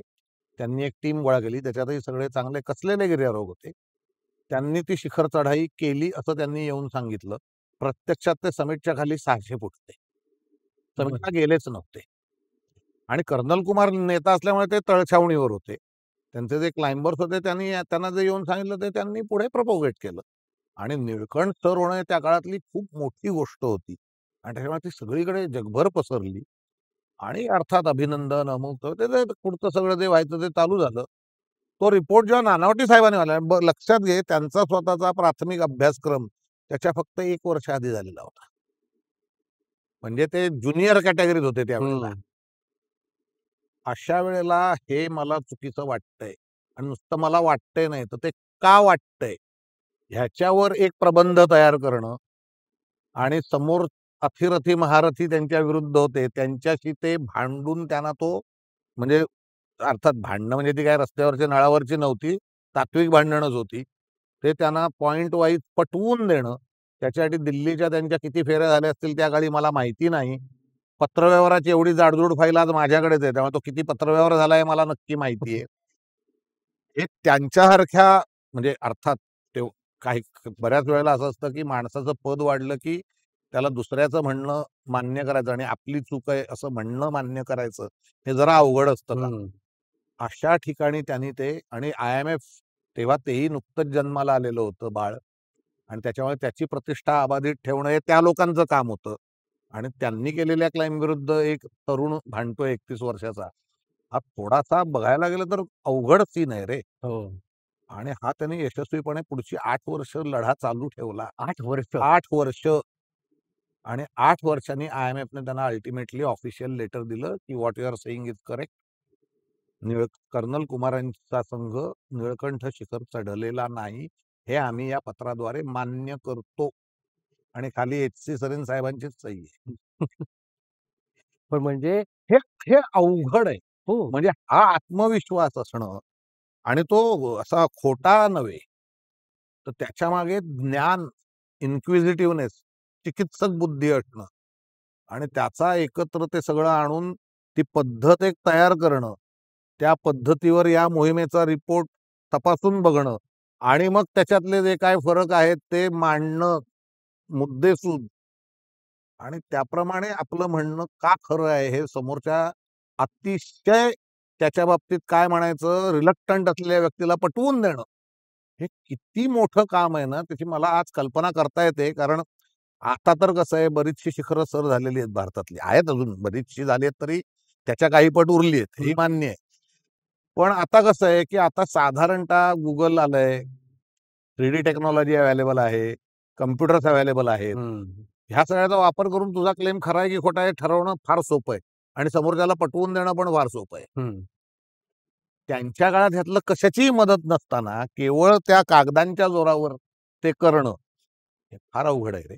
आणि सगळ्यात महत्वाची गोष्ट म्हणजे खऱ्याची कास धरून आपल्या बुद्धी प्रामाण्यावरती ठाम राहून 8 वर्षाचा लढा देणं. बरं त्यामागे स्वार्थ काही नाही त्याच्यात त्यांना काय मिळणार आहे. मी इथे आज आपण एक नव्या पैशाचा फायदा नाही, उलट तोटाच होईल सामाजिक क्षेत्रात झाला तर. म्हणजे ही त्या मनाची तयारी असणं ना हे फार अवघड आहे, दुर्मिळ आहे. म्हणजे आपण आज भावंकीची भांडणं सुद्धा 8-8 वर्ष चालू देत नाही, आपण सोडून देतो विषय. जिथे आपला क्लेम असतो किंवा आपल्याला फायदा असतो सुद्धा. इथे स्वार्थ असतो, इथे काही स्वार्थ नाही, शून्य स्वार्थ. आणि या निरपेक्ष बुद्धीने त्याने आयुष्यावर काम केलं. जी म्हणजे तुझ्याकडे असणं दुर्मिळ आणि ते तू वापरणं त्याहून दुर्मिळ आहे. आणि ठाम राहून रे ह्या सगळ्यात. कारण त्याच्यानंतर जवळजवळ 40 शिखरांचे क्लेम त्यांच्याकडे तपासायला आले. त्याच्यातले 39 वेळा ते बरोबर होते. 40व्या वेळेला त्यांच्या हातून चूक झाली. या शिखराच्या बाबतीत लडाखमधल्या कर्नल अनिल गोथ, तोही मित्रच आहे माझा, त्याच्या नेतृत्वाखाली ही मोहीम गेली होती. ग्या नावाचं त्यावेळेचं अजिंक्य शिखर लडाख आणि स्पितीच्या बॉर्डरवरचं 7000 मीटरपेक्षा जास्त, चढाईला अवघड. त्याच्या आधी खूप प्रयत्न झाले होते पण कोणी चढू शकलेलं नव्हतं. त्याची टिपिकल आर्मी टीम होती, ते चढले. पण ते आर्मी असल्यामुळे ना थोडेसे बुद्धी या बाबतीत ते त्यांना ते मिशन असतं, टास्क असतं. इतर लढाईचं जसं एक टास्क असतं, शिखर चढणे त्यांच्यासाठी एक मोहीम, म्हणजे ती एक ते ऑपरेशन असतं त्यांच्यासाठी. त्याप्रमाणे त्याचे 2 लोक स्टॉपला पोचले. ते कसे फोटो काढायचे त्याचं शास्त्रशुद्ध ज्ञानही नाही, साधे कॅमेरे, त्यांनी जमले तसे फोटो काढले, परत आले. त्यांची वर्णनं त्यांचे फोटोग्राफ हे एकमेकात मॅच होईना. त्या फोटोत काय दिसतं हे त्यांना नीट सांगता येईना. म्हणजे हा फोटो उत्तरेकडचा आहे की पूर्वेकडचा आहे हे पण त्यांना नीट सांगता येईना. म्हणून जगदीशभाईंनी तो क्लेम रिजेक्ट केला. अनिल गोथ हा एवढा समजूतदार माणूस आहे, तो काहीच बोलला नाही, भांडला नाही त्यांच्याशी. ठीक आहे म्हणाला, साहेब तुम्ही म्हणा, कारण तोही तळछावणीलाच होता ना. तुम्ही म्हणत असाल तर नाही चढली आमची माणसं, असं म्हणून तो मोकळा झाला. त्याच्यानंतर 1 वर्षांनी माझा दुसरा मित्र मोटूप चेवांग त्याच्या नेतृत्वाखाली त्याच शिखरावर मोहीम गेली. यशस्वीरित्या ते वर चढले. ते अर्थात सिव्हिलियन्स असल्यामुळे ते बाकीचाही अभ्यास त्यांनी बराचसा केलेला होता. आजूबाजूचे फोटो त्यांनी काढले आणि त्यांनी यांना जगदीशभाईंना रिपोर्ट पाठवल्यावर जगदीशभाईंच्या असं लक्षात आलं, कोणी म्हटलेलं नाही आहे, त्यांच्या असं लक्षात आलं की हे फोटो आपण आधी बघितलेत. आणि त्यांनी त्या आदल्या वर्षीचा कर्नल गोथचा रिपोर्ट काढला, त्याचे फोटो काढले, मोटूपचे फोटो, गोथचे फोटो शेजारी शेजारी ठेवून अभ्यास केला. आणि मग त्यांच्या असं लक्षात आलं की गोथची टीम समिटला पोचलेली होती आणि हे त्यांना कोणी विचारलेलं नव्हतं, लोक गृहीत धरून चालले होते. म्हणजे आधीच्या टीमचं मान्य केलेलं लीडरचं लेखी पत्र आहे. या माणसाने त्याला फोन केला आणि सांगितलं, Anil I made a mistake, मी चूक केली आहे, तू पहिला शिखर, तुझी मोहीम पहिली यशस्वी मोहीम आहे आणि मी तसा उद्या थिसिस नव्याने लिहून सबमिट करतोय. आणि हे त्यांना कोणीही सांगितलेलं नव्हतं करा म्हणून. हे सगळं त्यांनी स्वतःहून केलं. मला मदतीला बोलवून घेतला. त्याच्यात सुरुवातीचंच वाक्य असं आहे, our previous years report was wrong and I take the full responsibility of that mistake. आता बोल. हे करेज या माणसाकडे आलं कुठून? हे याला धैर्य लागतं रे. एक तर स्वतःची चूक कबूल करायची, ती लेखी कबूल करायची आणि ती जगभर जाणार आहे ते लिखाण. म्हणजे जी काय आपली इमेज आहे चकणाचूर आपल्या भाषेत सांगायचं, काही उरणार नाही त्यातलं मागे. हे रिस्क तो माणूस घेऊ शकला आणि हे वयाच्या 70ीत असताना. जगदीशभाई काही बोलले नसते ना तर ते आजवर कोणालाही कळलं नसतं. हे जे त्यांच्याकडे जे काय होतं ना, आपण म्हणतो ना स्वभाव, जो मनाचा पीळ त्यांच्या इतका भक्कम होता की जे योग्य तेच केलं पाहिजे, मग तो कोणी असू दे. हा जो त्यांचा आग्रह होता, हा त्यांनी स्वतःलाही माफ केलं नाही रे. मी चुकलोय तर मी पण चुकलोय, आण समोर. हे जे होतं आण समोर, म्हणून ते त्यांना ते टोपण नाव आहे, इन्क्विजिटर ऑफ द हिमालय. कारण हे नाहीतर हे इतकं एकतर या खेळाला प्रेक्षक नाही. हा हो. स्वांत सुखाय करायचा प्रकार आहे. तू सांगशील तेच खरं किंवा तू दाखवशील तेच बरोबर. इथे एक्सटर्नल जज असं नसतंच काही किंवा जजिंगच नसतं. तिथे या त्रयस्थ माणसाकडे ते जाणं आणि त्याने त्याला पुष्टी देणं किंवा ते नाकारणं, ह्याला किती किंमत असते, हे एक गिर्यारोहक म्हणून मी सांगू शकतो. आणि सुदैवाने आज त्यांच्यामुळे ते मला शिकायला मिळालं. त्यांच्यामुळे मी हिमालयन जर्नल सारख्या कामाकडे गेलो. हं. हे तर म्हणजे माझं आयुष्य बदलून टाकणाऱ्या गोष्टी त्यांच्यामुळे माझ्या आयुष्यात घडल्या.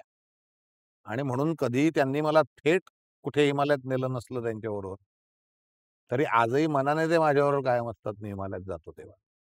आणि त्यांना कायमच नमस्कार आहे. कधीच म्हणजे तेही माणूसच होते, त्यांनीही चुका केल्या असतील, मला माहिती नाही. माझ्यासमोर तरी त्यांनी कुठचीही चूक केलेली नाही आणि जी काही चूक ज्ञाच्या बाबतीतली मी सांगितली, ती स्वतःच सुधारायचं धाडस पण त्यांनीच दाखवलं. त्याच्यामुळे मला हे एक झालं, की आपण चुकूच शकतो, आपण माणूस आहोत. कबूल करायला लाज नाही वाटतं का मग आयुष्यात कधी? चुकलो तर चुकलो. हं. कारण हे व्यक्तीसाठी नाहीये, हे समष्टीसाठी आहे. ही जी त्यांची भावना होती ना कायम, नानावटी हॉस्पिटल चालवणं, हे त्यातनंच आहे. नानावटी स्कूल चालवणं किंवा नानावटी कॉलेज चालवणं, हे सगळं त्यातनं झालंय. म्हणजे मी मी म्हणतो तसं त्या आयुष्यभर तो दुसऱ्यासाठी राबत राहिला माणूस या ना त्या प्रकारे. त्याने स्वतःच्या सुखासाठी फार काही केलं असेल, असं मला नाही वाटत. म्हणजे काय म्हणायचं, विलक्षण व्यक्ती होती ती आयुष्यात आलेली. देवाने दिलेली देणगी असं मी त्याचं वर्णन करतो.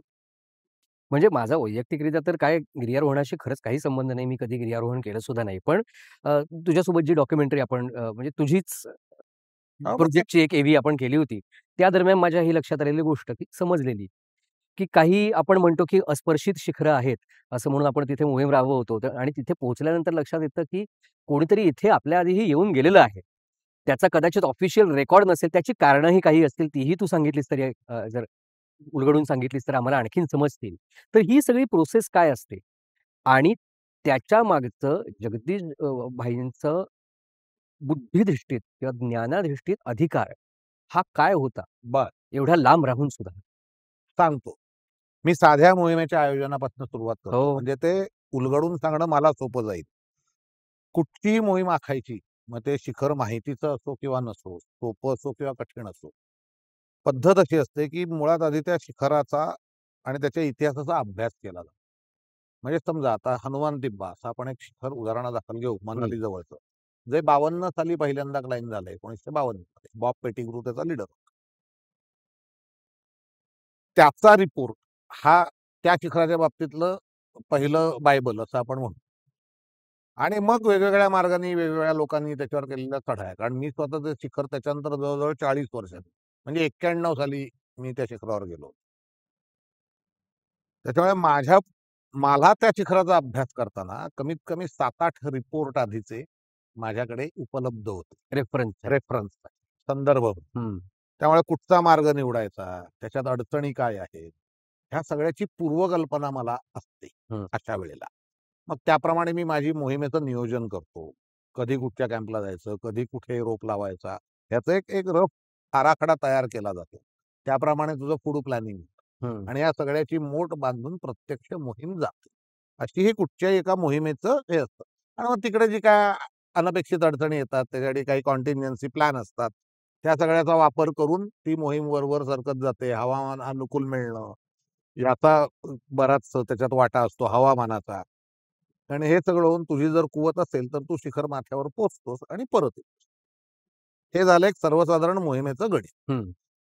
जेव्हा अज्ञात भाग असतो, तर त्या काळी असं असायचं, की तो एक मॅप सोडून किंवा कुठून तरी कोणीतरी काढलेल्या त्या परिसराचा एक फोटो, ह्या पलीकडे त्याविषयी कुठचीही माहिती उपलब्ध नसायची. कारण मुळात त्या शिखरावर कोणी न गेल्यामुळे काय तिथे आहे, हे माहिती असायचा काही प्रश्नच नसायचा. हं.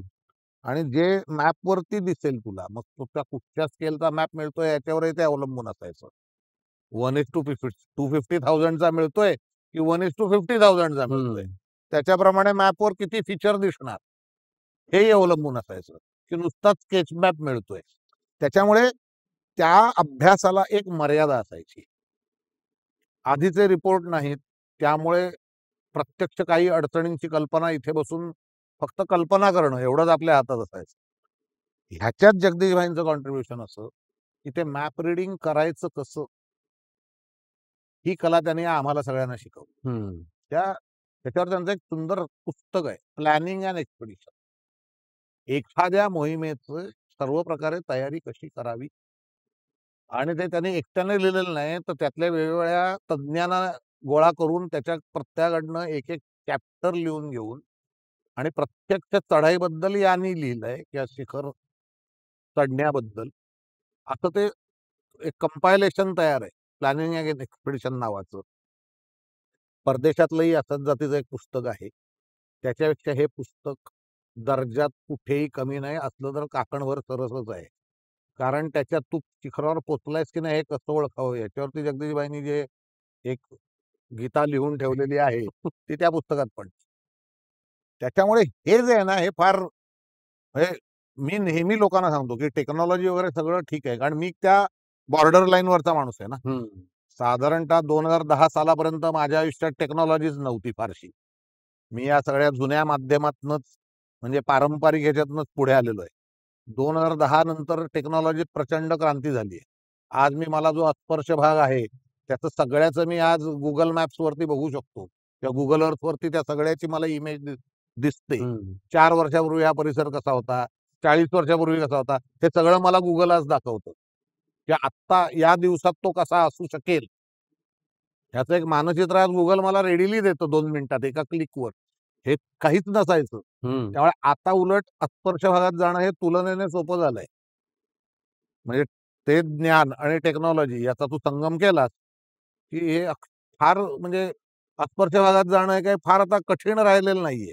मनाची तयारी हवी एवढंच. कारण अजूनही तू यशस्वी होशील की नाही याची खात्री कुठचंही तंत्रज्ञान तुला देत नाही. पण आपण हे नीट करू शकू हा जो आत्मविश्वास आलाय ना, तो त्यांनी दिलेल्या ज्ञानातनं आलाय. आणि हा माझ्या एकट्याच्या बाबतीत नाहीये. हे सगळ्यांच्या बाबतीत आहे. आणि हे जगदीशभाईंचं खूप मोठं कॉन्ट्रिब्युशन आहे. आणि मी करतोय ते बरोबर आहे. हे मी कसं ओळखायचं? तर हे फॉलो. हं. त्याच्यासाठी त्यांनी मला एक गीता दिलेली आहे ना, ही गीता वाच. म्हणजे तू योग्य रस्त्याने जाशील. हा जो काही त्यातला मोठा फॅक्टर, की साशंकता दूर नाही होत मी म्हणेन, पण कमीत कमी करून देणं हे त्यांच्याकडनं मी घेतो. की किती ते मला मेंटली कम्फर्टेबल करू शकतात. ते काय म्हणायचं केवळ कल्पनेत असलेलं काम करण्यासाठी. त्याच्यासाठी एक मेंटल कम्फर्ट लागतो रे. तो नसेल, तो विश्वास नसेल तर तू त्या कामाला हात घालत नाही. हो. पण त्या कामाला हात घालावासा वाटण्यात त्यांचा सगळ्यात मोठा सहभाग आहे. त्यांनी दिलेल्या ज्ञानाचा. आणि हे हे फार म्हणजे कसं म्हणायचं, स्वतःसाठी सगळेच करतात. दुसऱ्यासाठी करणं हे जे आहे ना त्याच्यातलं आणि तेही स्वतः न करता. स्वतः म्हणजे प्रत्यक्ष न न करता.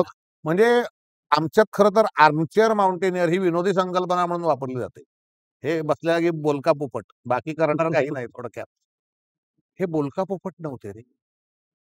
हे स्वतः तिथे न जाता तुझ्यापेक्षा जास्त चांगलं काहीतरी करून दाखवायचंय.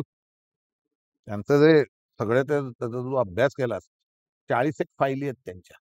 ज्या सुदैवाने त्यांनी नंतर माझ्या नावे ठेवल्या आणि ठेवल्या प्रॉपर. नावे ठेवल्या आणि त्यांच्या निधनानंतर त्यांच्या फॅमिलीने त्या मला दिल्या. माझ्या घरात आहेत.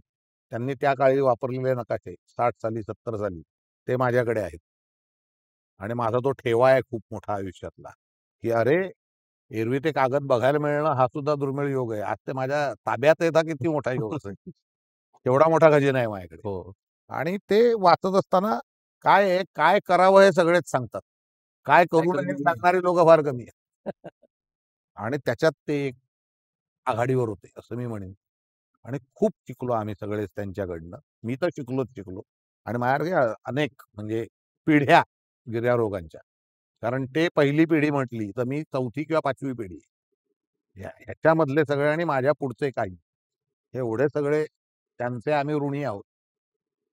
आणि हे मी म्हटलं तसं, की केवळ भारतात नव्हे, केवळ मुंबईत नव्हे, महाराष्ट्रात नव्हे, जगभरातली लोकं त्यांना जो मान दिलेला आहे त्यांनी, किंवा आजही त्यांचं नाव निघालं, की लोकं ज्या आपुलकीने त्यांच्याबद्दल बोलतात. विशेषतः मी संपादक झाल्यावर मला फार जाणवलं. आणि तेव्हा ही जी सगळी त्यांची पिढी होती हळूहळू अस्तंगत व्हायच्या हं. मार्गावर होती. ह्यांच्यातल्या बऱ्याच जणांचे शेवटचे लेख मी लिहून घेतलेले आहेत. आणि त्यावेळेला त्यांना रेफरन्स मी द्यायचो, की मी जगदीशभाईंच्या क्लबमधनं राजेश गाडगीळ तुम्हाला लिहितो आहे. आणि त्यांच्यावर पटकन उत्तर यायचं, की मला त्यांच्या क्लबसाठी काहीही करायला आवडेल, काय करू का? हे फार हे फार हे काय म्हणायचं असं भरून यायचं त्यावेळेला, की अरे ते जाऊन इतकी वर्ष झाली तरी आज हा माणूस म्हणतोय, की मी त्यांच्यासाठी हे करायला तयार आहे. हे कठीण आहे. हेच त्यांचं संचित आणि हेच आपलं भाग्य, आपलं भाग्य. की हे संचित आपल्याला वारशानं मिळालं. आणि जवळून रे, म्हणजे असे तू आणि मी कसे बसलोय, असे बसून आम्ही कित्येक वेळा एखाद्या प्रोजेक्टवर चर्चा केली आहे. समोर ते कागद काढून तासनतास डोकी घासली आहेत. आम्ही भांडलोय एकमेकात आणि ते ते हक्क द्यायचे आपल्याला, की तुला काहीही वावगं वाटत असेल तर मला तोंडावर सांग. आम्ही अक्षरशः भांडलोय एकमेकांशी. म्हणजे मी केवढा ज्युनियर आहे त्यांच्यासमोर. माझी हिंमतच व्हायला नको ना त्यांच्याशी असं हं. आवेशात किंवा जोरात बोलायची. पण त्याची पूर्ण मोकळीक होती मला त्यांच्याबरोबर असताना. संपूर्ण मोकळीक. म्हणजे एखाद्याला वाटायचं, की जगदीशभाई आता या मुलाच्या बहुतेक कानफडात मारणार थोड्या वेळाने. लांबून कोण बघत असेल तर. पण ते स्वतःचा शांतपणा अजिबात जाऊ न देता माझा सगळा आवेश ओसरला, की "अरे सुन." असं करून मग ते त्याच्यात मला सांगायला लागायचे, की मी जर चुकत असेल तर मी कुठे चुकतोय. जर माझा मुद्दा बरोबर असेल, सांगायची पद्धत अर्थातच माझी उच्छृंखल होती त्यांच्यापुढे. हं. पण माझा जर मुद्दा बरोबर असेल, तर ते 1 सेकंदात एक्सेप्ट करायचे. "तू बोल रहा था वो बराबर है. वो डिस्प्ले करने का रीत अलग है." असं करून ती रीत दाखवायचे मग मला. आणि अशा पद्धतीने आम्ही ते काम पुढे न्यायचो. हे हे त्यांनी का त्यांना करावं असं वाटलं, तर ते केवळ मी म्हटलं तसं, की हे पुढे जावं.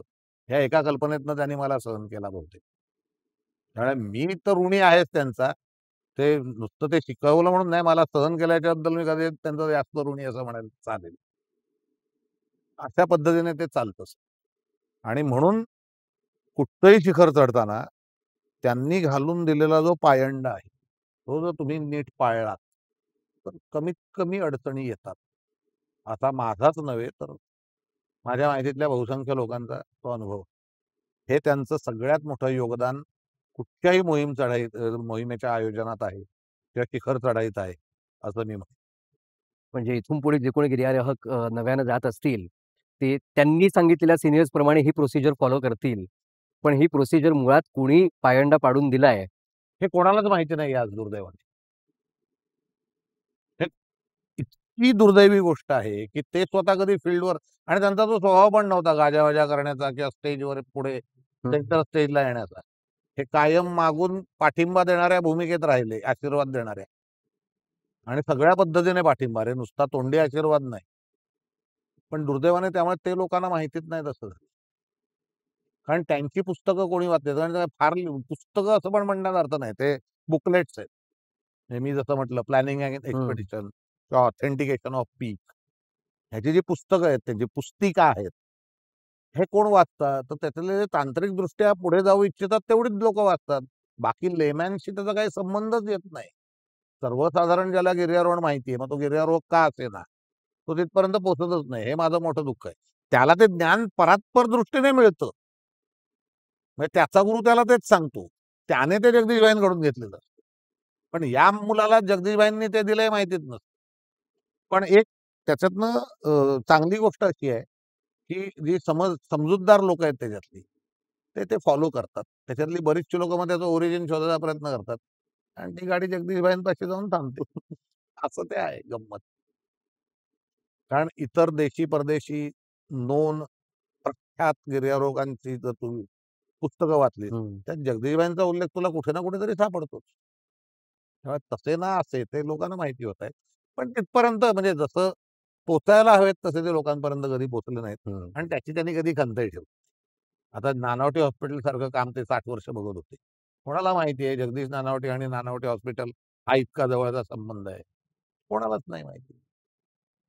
तिथला जो गरीब पेशंटचा वॉर्ड आहे, त्याचा सगळा खर्च त्या काळी नानावटी कुटुंब करत असते. हे किती जणांना माहिती? त्यासाठी सरकारी ग्रँट घेत नव्हते ते. हे दुर्मिळ आहे. म्हणजे आजच्या काळात हे ऐकायला मिळणं हे सुद्धा आपल्याला विशेष वाटतं. हो. हां. आणि हे कुठेही त्याचं कुठेही पब्लिसिटी ह्याच्यावर मी कुठेही आर्टिकल, न्यूज काही वाचल्याचं मला तरी आठवत नाही. इतकं ते प्रसिद्धी परांगमुक्त होतेच आणि अतिशय सौम्य आणि मृदू, कमीत कमी बोलणं. हां, जिथे चर्चा करायची ते फुल फ्लेज करणार. पण एरवी असं बाबा, मी बघ अमुक केलंय वगैरे असं त्यांनी कधीच दाखवलं नाही. तू विचारायला लागलास तर अगदी तुझ्या बारीकातल्या बारीक शंकेचं इतक्या विस्ताराने ते सगळं उलगडून द्यायचं तुला, की तू एक गोष्ट घेऊन गेलेला असायचा तर 10 गोष्टी घेऊन बाहेर यायच्या. हे फारच हातोटी त्यांची विलक्षण होती हं. शिकवण्याची. आणि अगदी तू प्राथमिक आहेस, तू असं त्यांना विचारलंयस, असं कुठेही त्यांना असं वाटायचं नाही, की हे मला काय विचारतोस? अरे हे कोणालाही विचारलंस रस्त्यावरच्या तरी तुला उत्तर मिळेल. नाही. हे अगदी जणू काय ती त्यांनाच पडलेली शंका किंवा प्रश्न आहे, अशा पद्धतीने तुझ्यावर बसणार आणि तुला नुसती त्या शंकेचं उत्तर नाही देणार, उत्तर कसं शोधायचं हे पण शिकवणार. हे हे हे वेगळं आहे. हे शंकेचं उत्तर कोणी देतं पटकन. पण दुसरी शंका पडली, तर परत तू माझ्याकडे यायची गरज नाही. हे अशा पद्धतीने शोधलंस तर उत्तर मिळेल. हे सांगणं खूप महत्वाचं असतं आणि हे सगळेजण नाही करत. हे उलट तुला असं आवडतं, की तू माझ्याचकडे ये सतत विचारायला म्हणजे मी मोठा राहीन. ते उलटं म्हणायचे. मी तुलाच इतका शहाणा करून सोडेन, की तुला परत कोणाकडे जायची गरजच पडणार कामा हे हा खूप वेगळा स्वभाव होता त्यांचा. आणि तरीही तू परत त्यांच्याकडे गेलास तर ते त्यांची नव्याने परत त्याच्यावर काम करायला तयारी असायची ना. म्हणजे असं नाही की तू आता गेलास म्हणजे परत येऊ नकोस. पण तुला गरज खरं तर पडता कामा नये, तू नीट या पद्धतीने गेलास तर. हं. असं. हे हे हे नाही जमत शिकवताना सुद्धा लोकांना. वर्षानुवर्ष तेच शिकवून पण नाही जमत. इथे तर अगदी आम्ही अमुक ट्रेकला कसे जाऊ असं त्यांना विचारायला आलेली माणसं मला माहिती आहेत. म्हणजे मला तर राग यायचा, "अरे हे जगदीशभाईंना काय विचारताय तुम्ही? लाजा वाटतात का तुम्हाला?" म्हणजे थोडक्यात न्यूटनला पहिलीतल्या मुलीनं जाऊन शंका विचारली तर ते कसं होईल? तशी परिस्थिती. पण हे अगदी शांतपणे त्याची पण छान उत्तर द्यायचे. म्हणजे असं त्यांना काही वाटायचंच नाही, की अरे हे माझ्या पातळीचं नाहीये वगैरे किंवा हे खूप खालच्या पातळीचं. कधीच नाही. त्याने त्यांच्या आविर्भावातनं वाक्यातनं कधीच दाखवलं. उलट तुला सगळं हवं ते मिळालं ना रे बाबा माझ्याकडनं, की काही मनात अजून बाकी आहे. हे वर विचारायचं. तर तू माझ्याकडे ज्या कामाकरता आला होतास ते नीट झालंय ना? हे वा. सलाम आहे त्यांना याच्यासाठी. आता तू जगदीशभाईंच्या आयुष्याचं एवढं सगळं संचित सांगितलंस. माझ्या मते 2011 साली ते गेले. गेले. मग त्यांच्या जाण्यानंतर त्यांचं योगदान पुढे चालू राहावं म्हणून किंवा त्यांना ट्रिब्यूट म्हणून काही प्रयत्न झाले? काय केलं? नाही नुसते झाले नाहीत. मला सांगायला आनंद आहे ते चांगल्या पद्धतीने पुढे चालू आहेत. त्यांना ट्रिब्यूट म्हणून आम्ही जे काही करतोय हं. आणि त्यात आम्ही सगळेच आहोत म्हणजे कोणा एका व्यक्तीचं ते श्रेय नाहीये. द हिमालयन क्लब या संस्थेचं ते श्रेय आहे. शेर्पा आणि जगदीशभाई हे अतिशय विलक्षण नातं होतं. म्हणजे शेर्पा अख्खी जमातच, हं. नुसते गिर्यारोहक शेर्पा नाही. तेव्हा हिमालयन क्लबच्या सुरुवातीला अशी एक पद्धत होती, की अतिउंचावर किंवा अतिशय चांगलं काम करणाऱ्या शेर्पांना मोहिमेतल्या टायगर शेर्पा अशी एक बॅच आणि पदवी दिली जायची बरं. आणि त्याचा मान आपोआप शेर्पा समाजात वाढायचा किंवा इतर गिर्यारोहकात वाढायचा. जगदीशभाईंच्या निधनानंतर 2 वर्षांनी आम्ही ते टायगर शेर्पा बॅच द्यायची पद्धत त्यांच्या नावे आता. त्याला तर आम्ही गरुड मेडल म्हणतो. कारण ते शेर्पांपुरतं मर्यादित न ठेवता, हं. आता ते डोंगरातल्या सगळ्या स्थानिकांसाठी आम्ही ते सुरू केलंय. त्यात गढवाली असेल, लडाखी असेल, शेर्पा तर आहेतच, हं. कुमाऊनी असेल, कुलवी असेल, कोणी असेल. जो डोंगरात चांगलं काम करेल, त्याला आता आपण दरवर्षी गरुड मेडल देऊन सन्मानित करतो. त्या डोंगरातल्या माणसाला आपण मुंबईत आणतो. अर्थात त्याचा सगळा खर्च हिमालयन क्लब करतो. हिमालयन क्लब म्हणण्याच्या नानावटी फॅमिली करते. म्हणजे त्यांचा आर्थिक पाठिंबा आहे या गोष्टीला आणि आमचं बाकी सगळं जे त्यातलं जे इतर काम आहे ते हिमालयन क्लब सांभाळतो आणि त्या संगमाने त्या माणसाला तिथून इथे सन्मानपूर्वक आणलं जातं. हिमालयन क्लबच्या अॅन्युअल डेला त्याचा ते मेडल देऊन आणि वरती रोख त्याला एक हं. इनाम देऊन म्हणजे त्याच्या कामाचं एक टोकन म्हणून. टोकन. ते काय खूप मोठी अमाउंट नसते. पण अशा पद्धतीने त्याचा सन्मान केला जातो म्हणजे प्रोत्साहन महत्वाचं आणि असतं. प्रोत्साहनपेक्षाही ती अॅक्नॉलेजमेंट असते. Gesture matters. जेस्चर मॅटर्स आणि समोर बसलेले सगळे अतिरथी महारथी असतात ना गिर्यारोहणातले. त्यांच्या समोर हे झाल्यामुळे त्या माणसाला हे खूप काहीतरी झाल्यासारखं हं. वाटतं. तसंच मी मगाशी म्हटलं असं की जगदीशबाईंचा दुसरा जो एक गुण होतो, शास्त्रशुद्ध आखणी एखाद्या गोष्टीची मोहीम. तर आता आम्ही असं करतो की दरवर्षी भारतीय लोक ज्या मोहिमा साधारण ॲव्हरेज 60 ते 70 मोहिमा दरवर्षी भारतातनं हिमालयात जातात. बरं.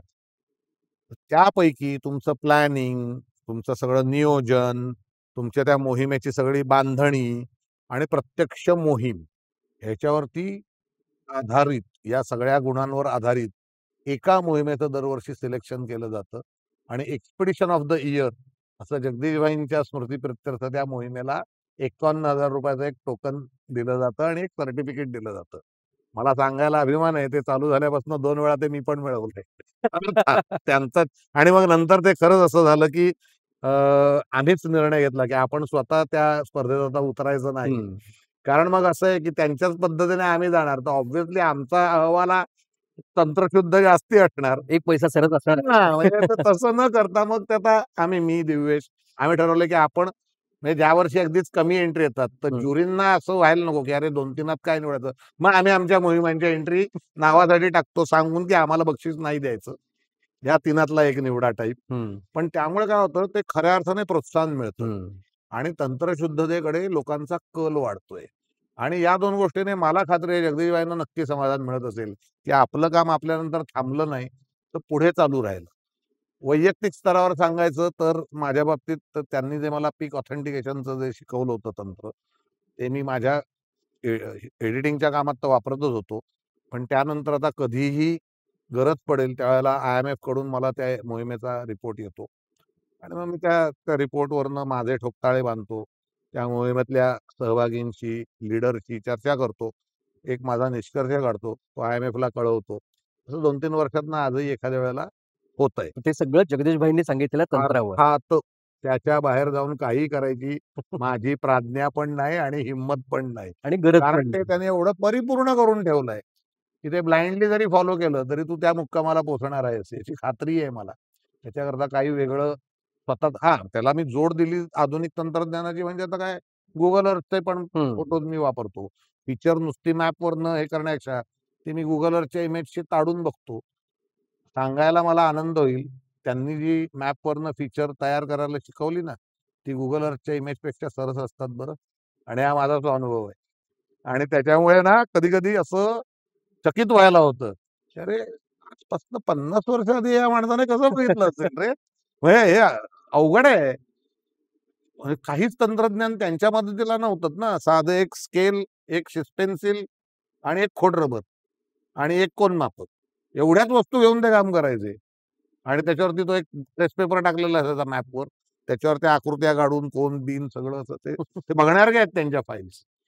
आणि रादर मी प्रयत्न करीन, की त्या घरातनं उत्खनन करून काढायचा आणि ते आपण व्हिज्युअल्स या मुलाखती दरम्यान नुसताच माझा चेहरा दिसण्यापेक्षा जर ते दिसलं ना, तर ते जास्ती कामाचं आहे. तर ते नक्की करूया प्रयत्न असं मला वाटतंय. त्यामुळे त्यांची लिगसी पुढे चालू राहील एवढंच मी म्हणू शकतो. आणि तंत्रज्ञानाने जरी किती आपल्या आयुष्यात क्रांती आणली, तरी या ज्या मूलभूत गोष्टी आहेत त्यांनी शिकवलेल्या, त्या मला नाही वाटत कधी विसरल्या जातील असं. त्याच्यामुळे हे चिरंतन राहणार त्यांनी जे देणं देऊन ठेवलंय ते. आणि त्यामुळे आमच्या तरी मनात जगदीशभाई कायमच राहणार. एक कोपरा त्यांचा कायमस्वरूपी राखीव ठेवलेला आहे असं मी म्हणेन. आजच्या या आपल्या गप्पांच्या निमित्तानं एवढ्या मोठ्या उत्तुंग आभाळाच्या अगदी. माणसाची आज तू ओळख करून दिलीस. तर आता आभाळाचा माणूस म्हणू का हिमालय एवढा माणूस म्हणू? तो हिमालयापेक्षा मोठा माणूस म्हण खरं तर. तर अशा एका मोठ्या व्यक्तिमत्वाची ओळख आज तू आम्हाला करून दिलीस. असं म्हणतात, की कस्तुरी मृगाला स्वतःच्या कडे काय सौंदर्य आहे किंवा काय सुगंध आहे याची जाणीव त्यालाच नसते. आणि अशी आपल्या महाराष्ट्रामध्ये तर असंख्य व्यक्तिमत्व असतील. पण त्यातलं एक अत्यंत महत्त्वाचं व्यक्तिमत्व आज तू आमच्यासमोर उलगडून दाखवलंस. Yes. म्हणजे असं म्हणतात, की परामानसशास्त्र म्हणजे पॅरासायकॉलॉजीमध्ये ॲस्ट्रल प्रोजेक्शन नावाचा एक प्रकार असतो. बरं. की बसल्या जागी ध्यान करून आपण आत्म्याच्या स्वरूपामध्ये स्पिरिच्युअली एखाद्या वेगळ्या प्रदेशात जाणं आणि तिकडची भ्रमंती करून येणं. तर अनेक लोकांचे मी क्लेम्स असे ऐकलेले आहेत. खरे खोटे असतील का नाही मला माहिती नाही. पण जगदीशबाईंबद्दल तू जे सांगितलंस, त्या बाबतीत त्यांनी शास्त्रशुद्ध पद्धतीनं फक्त ज्ञानार्जनातून आणि अभ्यासू गणितातल्या माध्यमातून त्यांनी हे वेगळ्या प्रकारचं ॲस्ट्रल प्रोजेक्शन केलं येस. जे इथून पुढे करण्यासाठी पुढच्या पिढ्यांनाही त्यांनी मार्गदर्शक अगदी. अगदी छान अगदी. तत्व आखून दिली. आणि तुझ्याबरोबर गप्पा मारून खूप नेहमी छान वाटतच असतं. मला नाही वाटत की जर आपली ओळख झाली नसती किंवा आज हे निमित्त मिळालं नसतं, तर जगदीश नानावटी हे नाव आणि शक्य आहे. त्यांचं कार्य ऐकायला मिळालं. अगदीच शक्य आहे. पण ह्याच्यातून शिकण्यासारखं सुद्धा एवढं काही होतं. तर त्यांच्यातले गुण अंगी बाळगून किंवा त्यांनी जो वारसा दिलाय, तो पुढे चालवण्याचा प्रयत्न आपण सगळे मिळून नक्कीच करू. आणि महत्त्वाची गोष्ट म्हणजे गिर्यारोहणासारखा एक सर्वसामान्य माणसाच्या आवाक्याबाहेरचा विषय हा तू त्या व्यक्तिमत्त्वाच्या माध्यमातून इतका सुंदर आणि सोपा करून सांगितलास. मला प्रेक्षकांना सांगायला हेही आवडेल, की राजेश दादाची एक स्वतःची वेगळी पॉडकास्ट सीरीज आहे हिमालयाच्या विषयावरची. त्याच्याही लिंक्स आम्ही या एपिसोडच्या कमेंट्समध्ये नक्की टाकू. ज्यांना रस असेल त्यांनी त्याही नक्की बघा. आणि आता काय घरच्या मैदानावर तू आलास त्याच्याबद्दल आभार काय व्यक्त करायचे. अर्थात. पण ही एवढी मोठी एक सीरीज सुरू करणं, याच्या मागे तुझं जे पाठबळ आहे निर्माता म्हणून, म्हणजे आत्तापर्यंत तू पाहुणा म्हणून बोललास. पण खरंच दादा सांगतो, की आम्हा सगळ्या युनिटच्या वतीनं आणि जे प्रेक्षक रेग्युलरली बघतात, जे कौतुक करतात त्यांच्या वतीनं, आज आम्ही ह्या सगळ्यांच्या वतीनं तुझे निर्माता म्हणून खरंच खूप खूप ऋणी आहोत. आभार मानून मी त्याच्यात औपचारिकता आणणार नाही. पण निश्चित आम्ही सगळे ऋणी आहोत. हे तुझं पाठबळ प्रत्येक धडपड्या प्रोजेक्टसाठी कायम असतंच. याचं कारण तू स्वतः उद्योजक तर आहेसच, पण उद्योगी सुद्धा आहेस. आणि आमच्यासारख्या अनेक उद्योगी लोकांना जे तुझं कायम पाठबळ असतं, ते असंच आमच्या चिरंतन पाठीशी राहू दे. नक्की. हीच आज सगळ्या हिमालयाकडे आणि आभाळाकडे आम्ही प्रार्थना करतो. येस. आणि त्या ऋणाची एक पावती म्हणून ही छोटीशी भेट आपल्याच जाई काजळ आणि स्मृतिगंध अर्थात. परिवारातर्फे. ती मी नक्कीच घेईन तुझ्याकडनं. पण खरं तर आभारानंतर बोलू नये असा संकेत आहे, पण सांगतो. मला मुद्दाम म्हणजे मी आग्रह केला होता, की मी ह्या सीरीजमध्ये एरवी मी कधी शक्यतो या म्हणजे अशा पद्धतीच्या कार्यक्रमात येत नाही. पण ही जी आपली संकल्पना आहे ना, ज्योतीने तेजाची आरती, त्यातला ज्योतीने हा भाग बाजूला ठेवू. हे न दिसणारं तेज होतं, मी ज्याच्याबद्दल बोललो ते. अदृश्य तेज म्हणतो त्याच्यातला प्रकार होता. आणि माझी अशी स्वतःला अशी खूप कळकळीच असण्याची इच्छा आहे, की ही अशी जी माणसं आहेत ना, की ज्यांच्यामुळे कुठेतरी प्रगती झाली आहे, पण ती त्यांच्यामुळे झाली आहे आपल्याला माहितीच नाहीये. त्यांची माहिती इतरांना व्हावी अशी मला नेहमीच इच्छा असते. आज मला ती संधी तुम्ही सगळ्यांनी दिली. त्याच्याबद्दल मी तुम्हा सर्वांचा खरंच आभारी आहे असं मात्र मी म्हणेन. नवीन निर्माता हे सगळं आपण बाजूला ठेवूया इथे. पण या पद्धतीने आपण हा वेगळा विषय म्हणजे जो कला आणि एरवी जे आपले सगळे नेहमीचे विषय असतात, त्याच्यात जरी बसला नाही तरी आपल्या शीर्षकाशी नक्की जुळतो. अगदी. आणि त्याच्यामुळे हे करायचं मी आज धाडस इकडे केलं. आणि ते तुम्ही सगळ्यांनी तुमच्या सगळ्यांच्या आधारावर मला करता आलं. त्याबद्दल I am thankful to the whole team of आभाळाची माणसं. आणि नॉट जस्ट यू, तर ह्या प्रोजेक्टमध्ये सहभागी असलेला प्रत्येक जण ह्याला कारणीभूत आहे असं मी मानतो. Thank you very much. आणि आता मात्र मी आनंदाने तुझी ती भेट घेणार आहे. हो, हो. कारण ही मला मिळत नसून ह्या प्रयत्नाला मिळते असा माझा अगदी बरोबर आहे. तर आमच्याकडून ही छोटीशी भेट येस. याचा तू स्वीकार करावास. Thank you. तर मंडळी, आजचा हा आगळा-वेगळा भाग तुम्हाला कसा वाटला, ह्या तुमच्या प्रतिक्रिया आमच्यापर्यंत नक्की पोहोचवा. आवडला असेल तर इतरांना बघायला सांगा. आणि अशाच विविध आभाळाच्या माणसांबद्दल जाणून घेण्यासाठी आमची ही मालिका बघत राहा. त्यासाठी स्मृतिगंधचं यूट्यूब चॅनल आणि फेसबुक पेज न विसरता लाईक, शेअर आणि सबस्क्राईब करा. लवकरच भेटूया पुढच्या भागात. तोपर्यंत धन्यवाद.